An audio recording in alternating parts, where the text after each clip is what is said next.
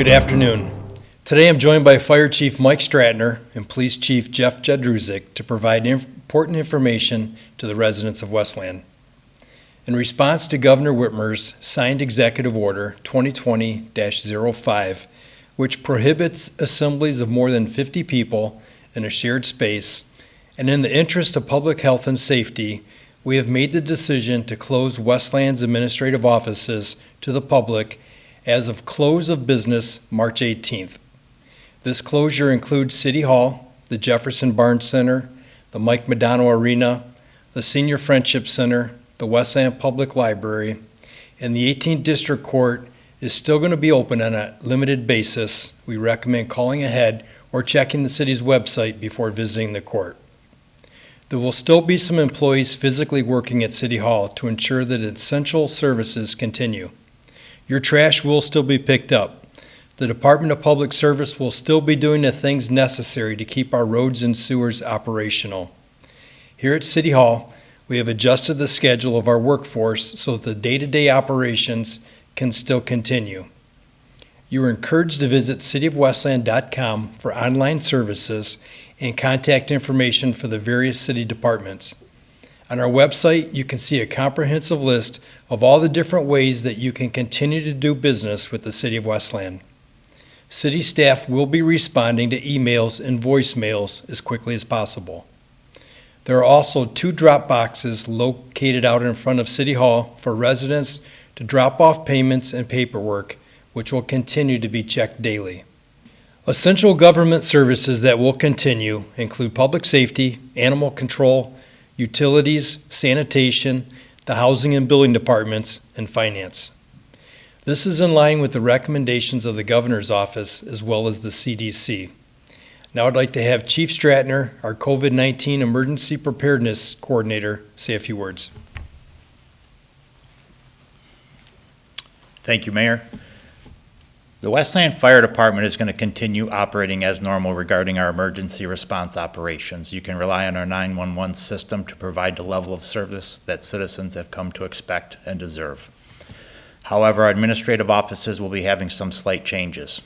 We encourage social distancing, so if you do have a need for a fire or EMS report or an ordinance concern, we ask that you please call first at 734-467-3201.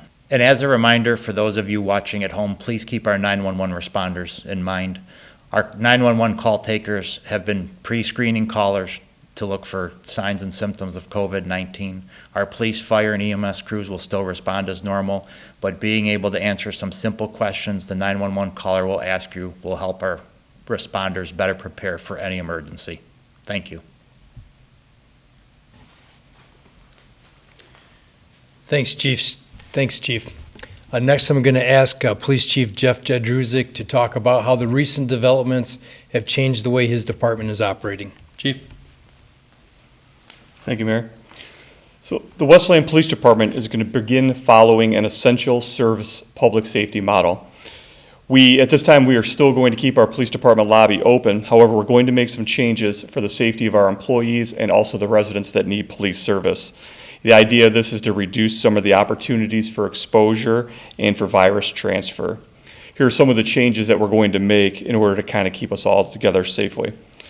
When possible, officers are going to begin taking reports over the telephone. If you call for a police report, you may receive a call back from a police officer from a blocked number or from a Westland police line. That is so the officer can gather information from you over the phone and make his police report for you. Our Support Services Bureau is putting together a CLEMIS citizens reporting system. What that is going to allow is that citizens are going to be able to go online and make police reports for themselves for non-criminal matters or matters that do not have criminal suspects involved with them. Once we get that implemented, we're going to put more information on the city's website, also on Facebook, in the phone tree for the Westland Police Department. When practical, we're going to encourage our officers to limit police contacts and follow the social spacing guidelines. We're going to close temporarily our Support Service Bureau. Our Support Service Bureau normally handles FOIA, gun permits, and reports. These services are still going to be available, but we're going to do them online and through email at the police department. The property room is also going to be working on a restricted level where we're going to be returning property to the owners based on appointment and based on priority need. At this point, what I would encourage everyone to remember is that preventing the spread of this disease is what's most important. Try to restrict your outside travel, try to stay home when possible, and try to reduce contacts with anybody at this time that you really don't need to make contact with. Thank you for that update, Chief. The City of Westland is doing everything we can to assist in the prevention of the spread of COVID-19. And that is why we've taken these steps to ensure everyone's safety and well-being. Our communication team continues to work to bring you the latest information by the way of WLND, YouTube, Facebook, Twitter, and thecityofwestland.com. We've been working to gather all the information that you need in one place. With one click, you can see a list of all the services that you have access to from our website. There's also a comprehensive listing of building closures and event postponements or cancellations. We've even included links to the state of Michigan and CDC websites so you have access to the most up-to-the-date information. As of right now, these closures will be in effect through March 31st. Obviously, we're going to continue monitoring the situation, and we're in constant contact with the county and state officials, and we'll make adjustments as needed and or required by the governor.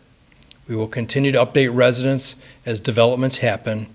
I want to thank you for your patience and cooperation during these unprecedented, challenging times. Thank you.